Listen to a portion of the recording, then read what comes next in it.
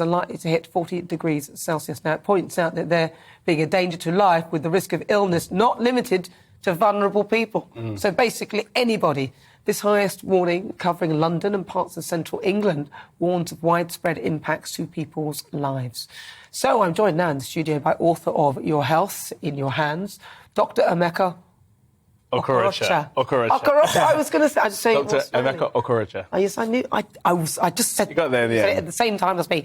Okay. Right, listen, they're saying it's a danger to life and all this. I do my heat yoga. It's about 40 degrees. I do my exercise in there. You know, it's OK if you move slowly, isn't it? There are a few other things you should be doing other than just moving slowly. So one, obviously, staying in the shade if you can, especially around the hours between 11 and 3, because this is when the sun is at its highest, and remain hydrated. One thing people get is heat exhaustion, and that leads to heat stroke. So what we're telling people now is to avoid getting into A&E, please remain hydrated, try and wear cool clothing, try and stay out the sun if you can, because a lot of people, you know, they go out, they want to have fun, they want to drink alcohol, which can dehydrate you, and before you know it, it creeps up on you.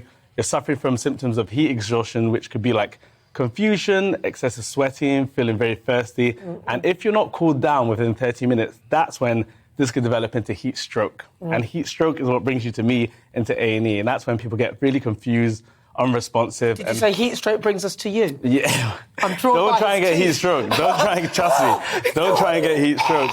Yeah, it's the signs and symptoms that I worry about and we try and, you know, educate people about. So if you see someone and they're feeling really unwell, they're feeling dizzy, they need to sit down, try and get them some cold water, get them in some shade, maybe spray some water on them. And then if they're not cooled down in 30 minutes, that's when I'd call medical services, because that could develop into heat stroke, which is a medical emergency. Now, people are always talking about water. What about things like coconut water and things like that? Because they have the hydration of the right potassium levels and mineral salts and so on. Yeah, anything with anything with electrolytes, even like sports drinks can help. So anything that can balance your electrolytes, but as well as give you H2O can help. The stuff we try and avoid too much is obviously like caffeinated drinks. Alcohol. Yeah, alcohol, definitely, which is a big one, because a lot of people, you know, they want to get the beers on and enjoy the sun, but a lot of the time it can creep up on you, and a lot of people don't realise they're suffering from heat exhaustion. And if you don't realise the signs and symptoms, that's when it could develop and get worse. And it's something that we do see in A&E quite often around this time of year.